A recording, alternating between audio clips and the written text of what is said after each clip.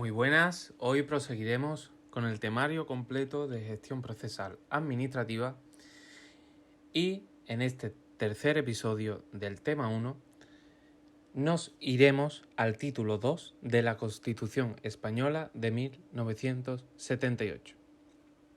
El título 2, como ya sabemos, de la Corona. En él se englobarán todos los artículos desde el 56 hasta el 65 inclusive. Un truco muy sencillo para conocer y colocarnos dentro del mismo título segundo de la Constitución sería darle la vuelta. 56-65. Es uno de los títulos que es más sencillo posicionarse y ubicarse dentro de él. Comenzamos por el artículo 56. Como ya sabemos, la forma política de España es una monarquía parlamentaria. En el artículo 56 establece que el rey es el jefe del Estado, símbolo de su unidad y permanencia, arbitra y modera el funcionamiento regular de las instituciones y asume la más alta representación del Estado español en las relaciones internacionales, especialmente con las naciones de su comunidad histórica, y ejerce además las funciones que le atribuyen expresamente la Constitución y las leyes. Su título es el Rey de España y podrá utilizar los demás que correspondan a la corona. En su punto 3, el artículo 56 establece que la persona del rey es inviolable y no está sujeta a responsabilidad. Un dato muy importante. Sus actos estarán siempre refrendados en la forma establecida en el artículo 64, careciendo de validez sin dicho refrendo, salvo lo dispuesto en el artículo 65.2. Adelantándonos un poco a ese artículo 64, ya os iré diciendo que el refrendo, la tónica habitual será que se realice por el presidente del gobierno, salvo excepciones en las que algún ministro seleccionado podrá llevar a cabo dicho refrendo. El refrendo viene a ser como una autorización, una tutela de los actos que realiza el rey.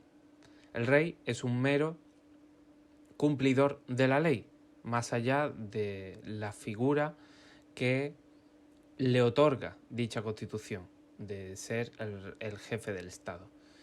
Es más allá de una institución simbólica, es como un gran diplomático a la hora de las relaciones internacionales, pero no tiene ningún tipo de poder. El artículo 57 establece que la corona de España es hereditaria en los sucesores de Su Majestad Don Juan Carlos I de Borbón, legítimo heredero de la dinastía histórica. La sucesión en el trono seguirá el orden regular de primogenitura y representación, siendo preferida siempre la línea anterior a las posteriores y, de la misma línea, el grado más próximo al más remoto.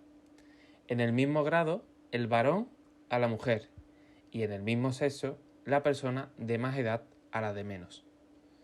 El príncipe heredero, desde su nacimiento o desde que se produzca el hecho que origine el llamamiento, tendrá la dignidad de príncipe de Asturias o princesa de Asturias y los demás títulos vinculados tradicionalmente al sucesor de la corona de España. Extinguidas todas las líneas llamadas en derecho, las Cortes Generales proveerán a la sucesión en la corona en la forma que más convenga a los intereses de España. Aquellas personas que, teniendo derecho a la sucesión en el trono, contrajeran matrimonio contra la expresa prohibición del rey y de las Cortes Generales, quedarán excluidas en la sucesión a la corona por sí y sus descendientes. Y finalmente, en el punto 5 de este artículo 57, establece que las abdicaciones y renuncias y cualquier duda de hecho o de derecho que ocurra en el orden de sucesión a la corona se resolverán por una ley orgánica. En el momento en el que Juan Carlos I abdicó en favor de Felipe VI, se llevó a cabo una ley orgánica. Fue una de las únicas leyes orgánicas en este sentido que hasta hoy, 2021, se ha realizado en el Reino Español. En el artículo 58 encontramos que la reina consorte o el consorte de la reina no podrán asumir funciones constitucionales salvo lo dispuesto para la regencia. En el artículo 59 establece que cuando el rey fuera menor de edad, el padre o la madre del rey y en su defecto el pariente mayor de edad más próximo a suceder en la corona, entrará a ejercer inmediatamente la regencia y la ejercerá durante el tiempo de la minoría de edad del rey.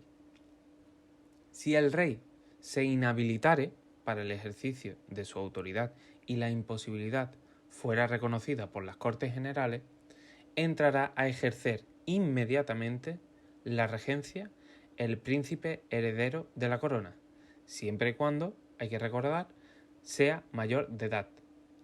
De no ser así, se procederá a la manera prevista en el apartado anterior, es decir, a la regencia por parte de la madre o el padre del rey, hasta que el príncipe heredero, como ya hemos dicho anteriormente, alcance la mayoría de edad.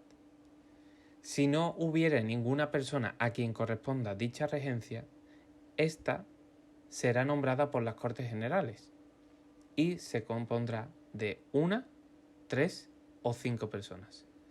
Hay que tener en cuenta que las Cortes Generales están conformadas por el Congreso y el Senado. Y esta regencia formada por las Cortes Generales se compondrá de 1, 3 o 5 personas. ¿Por qué? Porque así siempre van a solucionarse aquellas situaciones en las que haya unos distintos puntos de vista. Al ser impar, siempre va a haber una postura ganadora. En el punto 4 del artículo 59 nos refiere que para ejercer la regencia es preciso ser español y mayor de edad. Un dato muy importante. La regencia además se ejercerá por mandato constitucional y siempre en nombre del rey. En el artículo 60 será tutor del rey menor la persona que en su testamento hubiese nombrado el rey difunto, siempre que sea mayor de edad y español de nacimiento. Si no lo hubiese nombrado, será tutor el padre o la madre, mientras permanezcan viudos, y en su defecto lo nombrarán las Cortes Generales. Pero no podrán acumularse los cargos de regente y de tutor, sino en el padre, madre o ascendiente directo del rey. El ejercicio de la tutela es también incompatible con el de todo cargo o representación política.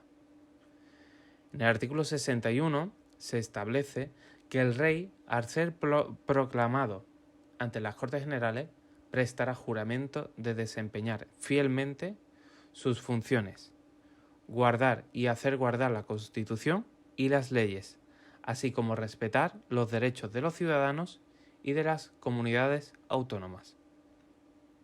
El príncipe heredero, al alcanzar la mayoría de edad y el regente o regentes al hacerse cargo de sus funciones, prestarán el mismo juramento, así como el de fidelidad al rey.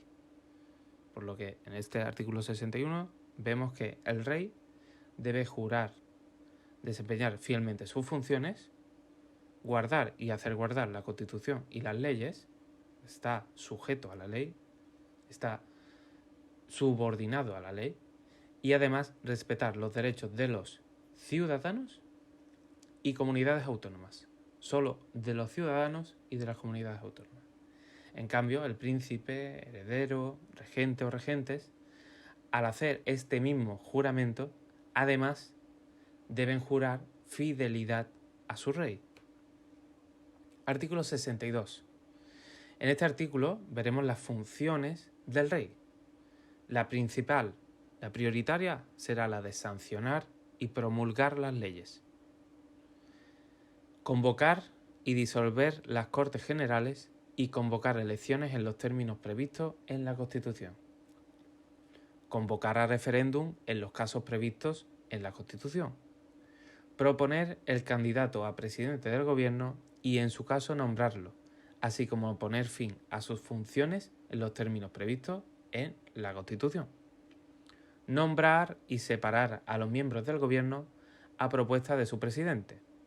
Expedir los decretos acordados en el Consejo de Ministros, conferir los empleos civiles y militares y conceder así los honores y distinciones con arreglo a las leyes. Ser informado de los asuntos de Estado y presidir a estos efectos las sesiones del Consejo de Ministros cuando se estime oportuno, a petición del presidente del Gobierno. Tomará además el mando supremo de las Fuerzas Armadas y ejerce el derecho de gracia con arreglo a la ley, pero no podrá autorizar indultos generales. Y, finalmente, desempeñará el alto patronazgo de las Reales Academias. La Real Academia Española, por ejemplo, él ejerce el alto patronazgo. En el artículo 63 se establece que el rey acredita a los embajadores y a otros representantes diplomáticos y los representantes extranjeros en España están acreditados ante él. Su punto 2 establece que el rey corresponde manifestar el consentimiento del Estado para obligarse internacionalmente por medio de tratados, de conformidad con la Constitución y las leyes. Al rey, además, le corresponde, previa autorización de las Cortes Generales, declarar la guerra y hacer la paz.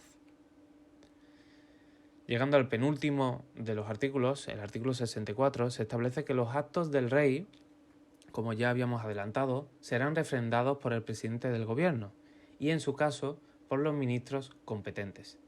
La propuesta y el nombramiento del presidente del gobierno y la disolución prevista en el artículo 99 serán refrendados por el presidente del Congreso, que en España el presidente del Congreso normalmente siempre va a coincidir con el presidente del gobierno. En este caso, será refrendado el presidente del Congreso cuando todavía no se haya formado un nuevo gobierno. De los actos del rey serán responsables las personas que lo refrenden.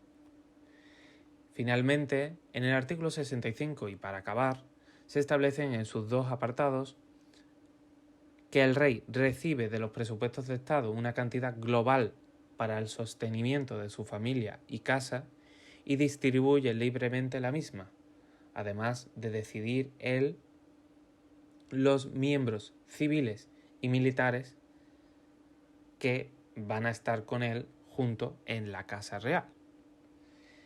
Y hasta aquí hemos llegado, artículo 65, ya sabemos, del 56 al 65. En el próximo analizaremos las Cortes Generales, su composición, atribución y funcionamiento, la elaboración de las leyes en su título tercero de las Cortes Generales. Hasta entonces, muchas gracias por escuchar y nos vemos en el próximo episodio. Adiós.